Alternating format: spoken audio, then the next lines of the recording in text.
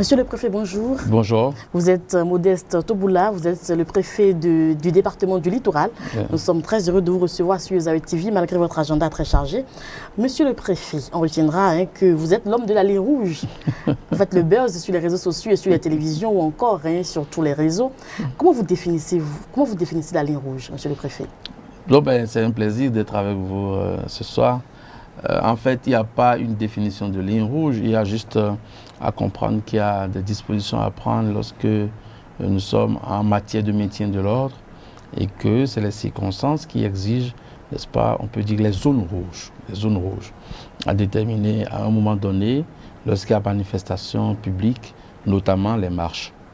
Alors, monsieur le préfet, vous avez pris beaucoup de mesures d'interdiction, aussi bien par rapport aux engins à deux roues qu'aux camions gros porteurs. Est-ce que ce sont des décisions qui existaient avant vous, parce que c'est vous qui les avez emmenées? Je peux dire que par rapport aux engins, aux engins à deux roues, l'interdiction des engins à deux roues dans la zone commerciale de Cotonou, je crois que ça c'est une nouvelle décision que nous avons prise en toute connaissance, en connaissance de cause. Vous savez, Cotonou était devenue la capitale de braquage où à tous azimuts on entendait des opérations de braquage, on voit des opérations de braquage à tout moment.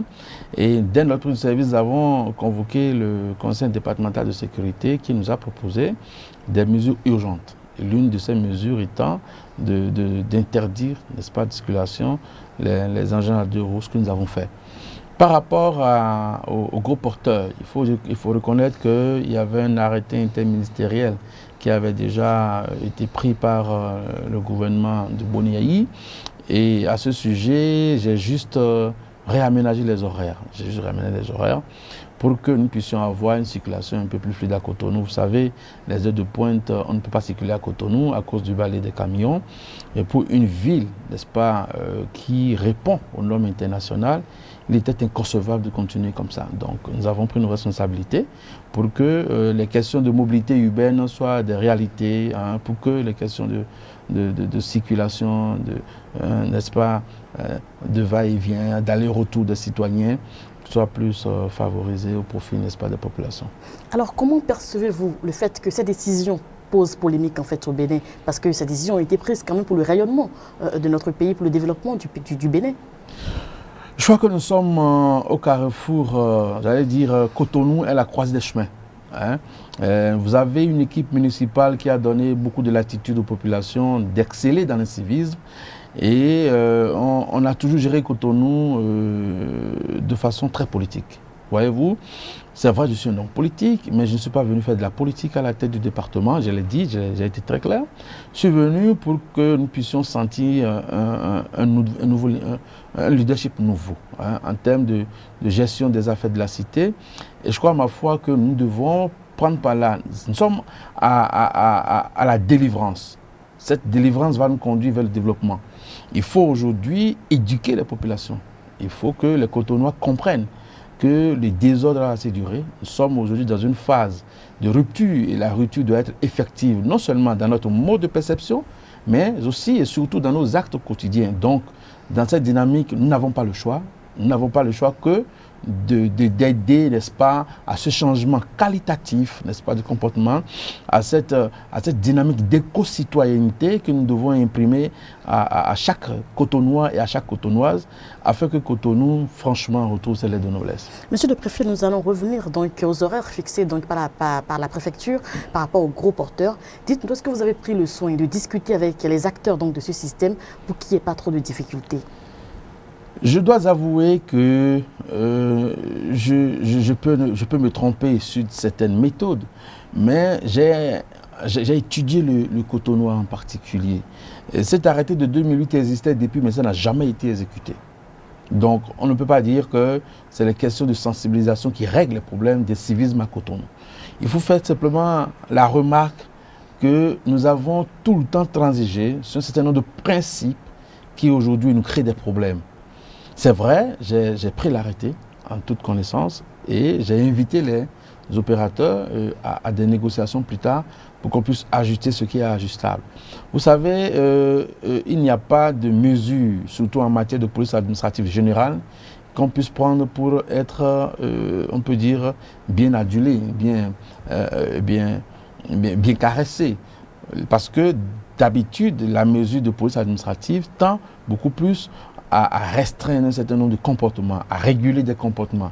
Donc, je pense que nous sommes embarqués, que ce soit les transporteurs que nous-mêmes, nous sommes embarqués dans la même barque, comme on le dit, et nous avons l'obligation de faire en sorte que Cotonou aille mieux.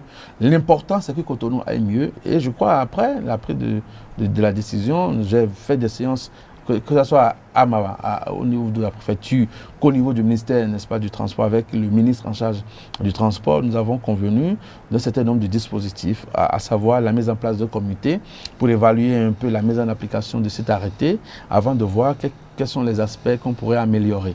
De toute façon, l'arrêté a été pris, il sera exécuté, ça a déjà connu son début d'exécution. Et je crois que dans cette dynamique-là, on va évaluer à court terme pour voir quels sont les impacts, n'est-ce pas, sur les différents acteurs, afin de voir si on peut véritablement améliorer ou pas. Alors, monsieur le préfet, revenons maintenant aux questions d'ordre sécuritaire, parce qu'il y a eu l'opération Mamba Noir qui a été lancée. Aujourd'hui, quel bilan on peut faire de cette opération? Cette opération a été lancée avant-hier. J'avoue, il faut le dire, l'opération avait été conçue, mais n'avait pas été lancée. Vous savez qu'Cotonou, cette dernière semaine, a connu 2 braquages, 2 opérations de braquage. Nous avons pris immédiatement nos responsabilités avec le concours du chef de l'État qui a donné des instructions fermes, n'est-ce pas, avec le ministre de l'Intérieur, en charge de l'Intérieur, et l'ensemble des hauts gradés de la police et de la gendarmerie. Vous savez, dans l'organisation de l'administration départementale, la police et la gendarmerie, de même que les sapeurs-pompiers et autres, sont sous l'autorité directe du préfet en termes de maintien de l'ordre et de sécurité publique. Donc, il était de bon temps que nous prenions nos responsabilités, ce qui a été fait.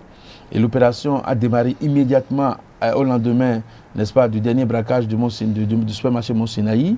Et aujourd'hui, tous les secteurs de Cotonou ont été quadrillés. Et ça a déjà commencé par donner des résultats la même journée, la même nuit. Un camion a été arraisonné, et un camion frauduleux qui a quitté rempli de produits Sobebra, a été interpellé, de même que d'autres personnes. Bref, l'opération Mamba, je crois que a démarré, et je ne pense plus que les hors-la-loi puissent avoir le quartier libre qu'ils avaient. Donc vous êtes sûr que l'opération donnera quelque chose au bout d'un certain temps? Vous savez, c'est clair. Vous voyez, quand on avait commencé quand on a pris la mesure d'interdiction des motos à 2 roues, ça, depuis 1 mois, il n'y a plus de braquage dans la zone commerciale, ce qui veut dire que ça a déjà un impact. Donc, les voyous ont commencé par squatter la périphérie, ce qui est normal parce qu'ils ne dorment pas. Donc, maintenant que l'opération Mamba a dû quadriller tous les secteurs de Cotonou, ma foi, il sera un peu difficile à ces hors-la-loi d'opérer encore. Alors, on a également remarqué, quelques mois après votre prise de fonction, on avait l'impression qu'il y avait une guerre de leadership entre la mairie de Cotonou et la préfecture. Comment ça se gère actuellement? La mairie, la préfecture? Non, vous savez, nous sommes dans une phase expérimentale d'une tutelle qui était, on peut dire qu'on peut considérer aujourd'hui une tutelle particulière, dans ce sens que les territoires de la commune se confondent, n'est-ce pas, au territoire de la préfecture. Et cela pourrait donner l'impression que le préfet est devenu en griffe un préfet maire. Non, ce qui n'est pas le cas. En réalité, il faut reconnaître une chose. Le maire, la mairie, pour ainsi parler, n'est pas dans une relation d'indépendance avec la préfecture. Bien au contraire. L'autonomie de gestion conférée par les articles 150 à 153 de la Constitution ne donne pas l'indépendance à une mairie. Parce que le maire, sous certains aspects, est sous l'autorité hiérarchique directe du préfet. Donc, il y a un certain nombre de sujets que le commun des mortels ne maîtrise pas. Donc, a priori, on pouvait leur donner raison en pensant qu'il y a une guerre de leadership. Il n'y a aucune guerre de leadership.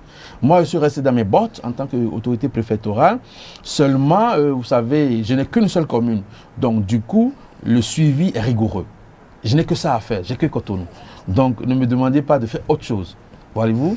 Donc, c'est vrai, la commune de Cotonou n'était pas habituée à ce leadership. La commune de Cotonou n'était pas habituée à une autorité préfectorale qui aime regarder tout. Donc, ça peut gêner. Mais je crois que de plus en plus, les habitudes, on a commencé par comprendre quel est le sens, quel est l'intérêt que chacun de nous porte, n'est-ce pas, à l'action publique. Et je crois que nous sommes en symbiose pour que Cotonou puisse sortir, on peut dire, grandiose. Et quel est l'état de vos rapports avec le maire Liali Venanyon Soglo? Ben écoutez, j'ai des rapports excellents avec Liali Soglo. En fait, ce qui était intéressant de comprendre, c'est vrai, il y a eu un peu de quiproquo au départ, mais tout est rentré dans l'ordre. Il m'a rendu visite, et on se voit de temps en temps, on échange sur les questions, et je crois que les relations sont bonnes. Alors, monsieur le préfet, est-ce qu'il y a des actions que la mairie devrait mener? Est-ce qu'il y a un frein aux actions de la mairie? Est-ce qu'il y a une différence entre ce que la mairie doit faire et ce que la préfecture doit faire? Il faut comprendre le rôle du préfet pour mieux appréhender les actions que nous menons. Le préfet, dans l'exercice de la tutelle, a 3 modalités. Il y a l'approbation, l'annulation et la substitution. Donc, les actes du maire subissent le contrôle de légalité de l'autorité préfectorale, soit par approbation, soit par annulation. Le 3e volet, c'est la substitution. Ça veut dire quoi? Ça veut dire que lorsque le préfet demande à faire quelque chose et que la mairie reste inerte face à cette chose, pour ainsi parler de façon terre à terre, le préfet se substitue au maire et exerce les prérogatives, n'est-ce pas, du maire. Ces prérogatives vont dans 3 domaines: le domaine budgétaire, la police administrative et lorsque un citoyen en fait la demande. Alors pour le cas d'espèce, je dois dire que le décret 2005-376 du 25 juin 2005 portant modalité de substitution du préfet au maire a été très clair. En matière de police administrative, la substitution est d'office. Voyez-vous, il n'y a pas de lettre de mise en demeure avant que le préfet ne se substitue au maire pour exercer ses prérogatives. Et c'est ce que je suis en train de faire. Toutes les mesures que nous sommes en train de prendre sont des mesures relevant de la police administrative. Donc, il n'y a pas de problème. Pour ceux qui connaissent les tests, il n'y a pas de problème. Monsieur le préfet, vous êtes également rendu célèbre en réprimant la marche des étudiants. Pourquoi arriver à cette extrémité? On n'a pas réprimé de volonté, on n'a pas choisi de réprimer la marche des étudiants. Je dois avouer que depuis que je suis arrivé à la préfecture, allez bien faire vos enquêtes, aucune marche n'a été interdite jusqu'à l'heure où je vous parle. La marche des étudiants a été bel et bien, je ne dirais pas autorisée parce que nous ne sommes pas dans un régime d'autorisation, mais autorisée puisque nous avons modifié la ligne initiale, l'itinéraire initial. Vous savez, l'expression des libertés individuelles et collectives ne doivent pas être un frein, n'est-ce pas, aux questions de maintien de l'ordre. Aucune nation ne prospère sans la discipline. Et ces étudiants, je les ai reçus à mon office préfectoral, nous avons échangé et nous avons retenu de commun accord un certain nombre de principes, notamment que l'itinéraire choisi soit modifié de la façon qu'on avait retenu, à savoir étoile rouge, bourse du travail, pour ainsi parler. Mais à l'analyse, au jour de la marche, ils ont modifié l'itinéraire par eux-mêmes en commençant la marche au niveau de l'université. Ce qui n'était pas prévu parce que pour encadrer une marche de 10 000 personnes de l'université à Cotonou, il faut le faire pour savoir. Cela nous a amené à mobiliser de l'énergie supplémentaire afin de cadrer la marche. Alors, arrivé à la bout du travail, ils ont décidé par eux-mêmes de rentrer dans une zone que je trouve, moi, en tant que préfet, très sensible. Donc, on ne peut pas me dénier ce droit. La ligne rouge? Oui, la ligne rouge, si vous en parlez ainsi. Mais écoutez, on ne peut pas se permettre un certain nombre de choses. Vous voyez ces étudiants, après, ce qu'ils ont fait au campus, en jetant des excréments dans les... En réalité, c'est de ça qu'on parle. Dans ce lot, il n'y a pas que les étudiants. Il y a des voyous, des délinquants qui se cachent, n'est-ce pas, sous le dos des étudiants pour commettre des bêtises, pour commettre des actions. Ce n'est pas normal. Nous aussi, nous avons été étudiants. Moi, j'ai été syndicat pendant 10 ans, on n'a pas fait ça. Il faut éduquer nos enfants, ça c'est une réalité. De toute façon, en tout cas, en notre temps, si une marche est autorisée avec un itinéraire, ça ne sera jamais modifié. Jamais. Que les gens comprennent ça une fois pour toutes. Ce n'est pas la dictature, mais c'est juste une question de rigueur. Moi, je ne transigerai jamais sur la question des maintien d'ordre. En matière de maintien d'ordre, je deviens rouge, à bon droit. Monsieur le préfet, beaucoup de personnes perçoivent en fait un excès de zèle dans vos prises de décision parce qu'ils estiment que vous avez des rapports. Vous êtes très lié au président Patrice Talon. Il paraît que vous déjeunez ensemble très souvent. Oh là, écoutez, Pourquoi je vais m'offusquer de ne pas déjeuner avec le chef de l'État? Puisque après tout, je le représente au niveau du département. Là n'est pas la question. Le président Patrice Talon, je n'ai pas de rapport particulier avec lui. Vous comprenez? Le président Patrice Talon est un homme de grande rigueur, vous le savez.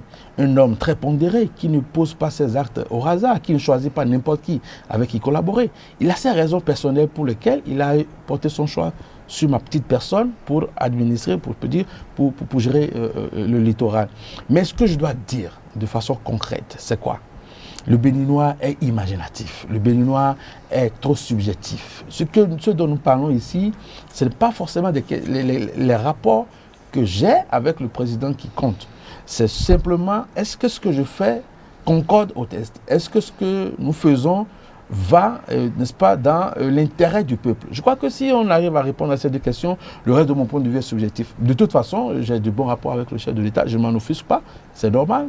Je suis son représentant sur le territoire, donc on ne peut pas avoir de mauvais rapports. C'est des rapports de confiance qui m'ont amené là. Et donc, il n'y a pas de souci, j'ai de bons rapports avec le chef de l'État.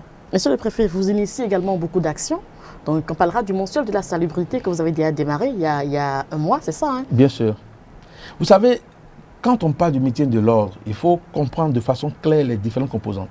Il y a la salubrité publique, la sécurité publique, la tranquillité publique et les mœurs publiques. Voyez-vous? Donc, l'un des volets de maintien de l'ordre étant la salubrité publique, il était normal, il était de bon ton que nous puissions quand même un peu fouetter un peu les habitudes.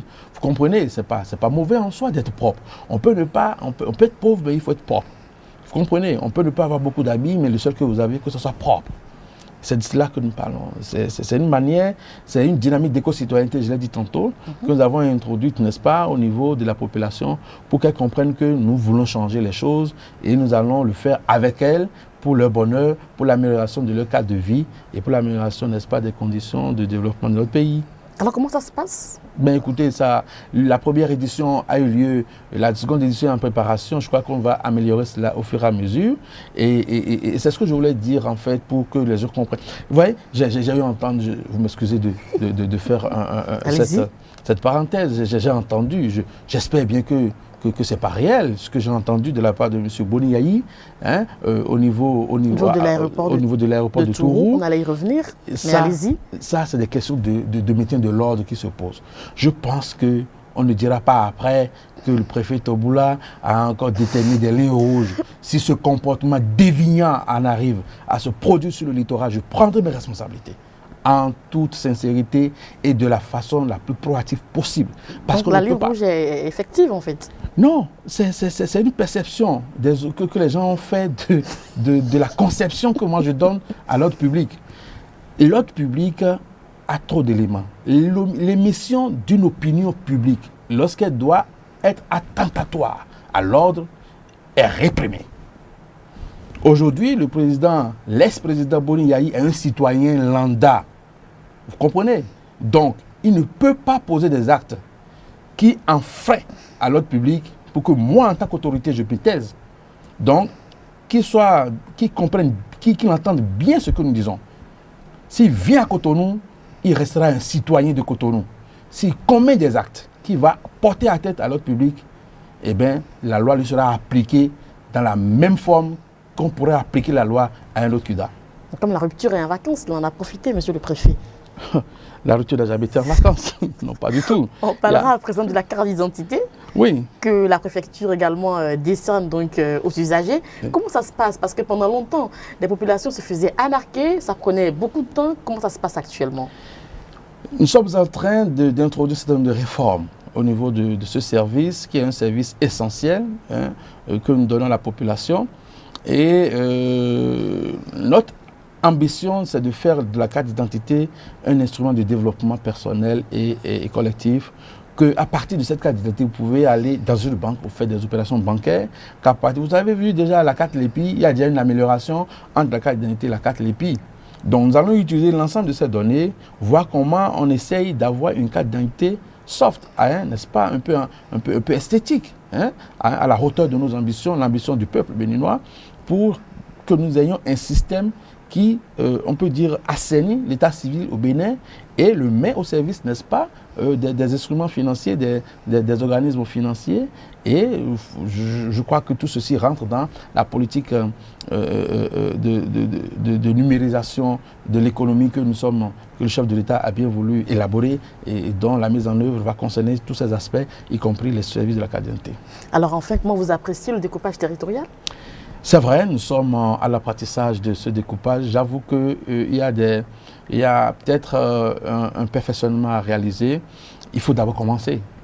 J'avoue, le chef de l'État a fait preuve d'un courage politique, hein, en mettant en œuvre une réforme qui, depuis 20 ans, ma foi, avait peiné à être mise en œuvre. Donc, maintenant, il faut s'asseoir pour voir est-ce que le découpage tel qu'il est aujourd'hui répond sérieusement, hein, aux réalités actuelles. Vous prenez le département du littoral, je pense qu'il faut parler beaucoup plus du Grand Nokoué ou bien du Grand Cotonou. Dans ce découpage, on pourrait y ajouter d'autres communes. Donc ça, écoutez, les questions de découpage étant du domaine de la loi, relevant des prérogatives de l'Assemblée nationale, il ne nous revient pas, mais seulement on pourrait faire un certain nombre de réflexions pour que dans quelques années, dans quelques mois, on puisse avoir un découpage territorial qui réponde aux aspirations actuelles des peuples. Monsieur le préfet, un mot de fin? Je dois inviter seulement les populations à la sérénité. Les questions de braquage qui ont eu lieu ces derniers temps ne sont sont déjà conjuguées au passé. Je voudrais les inviter à collaborer avec les forces de l'ordre et que au niveau de chaque localité, que les gens s'organisent pour donner l'information à temps réel. Et il peut se rapprocher, n'est-ce pas, du commissaire central. Nous sommes en train de mettre en place une ligne verte au niveau de la préfecture. Ça sera effectif d'ici quelques semaines. Donc, que les populations collaborent avec les forces de l'ordre. Je pense que d'ici quelques semaines, on ne parlera plus de braquage à Cotonou. Merci beaucoup, monsieur le préfet. Je rappelle Philippe. que vous êtes le préfet du département du Littoral. Vous êtes Modeste Boula. Merci donc à tous de nous avoir suivis. On va prendre rendez-vous pour le dimanche prochain. D'ici là, on retient de cet entretien qu'entre le préfet donc, du Littoral et le maire de la ville de Cotonou, il n'y a pas de guerre de leadership. C'est vraiment définitif. Le préfet l'a dit. Entre lui et le maire Liali Soglo, c'est vraiment la paix. Et puis, on retiendra également que le président Bonigaï a intérêt à faire attention. Donc, à Cotonou, donc dans le Littoral, il faut qu'il fasse franchement attention. Merci à vous et puis à dimanche prochain. Au revoir.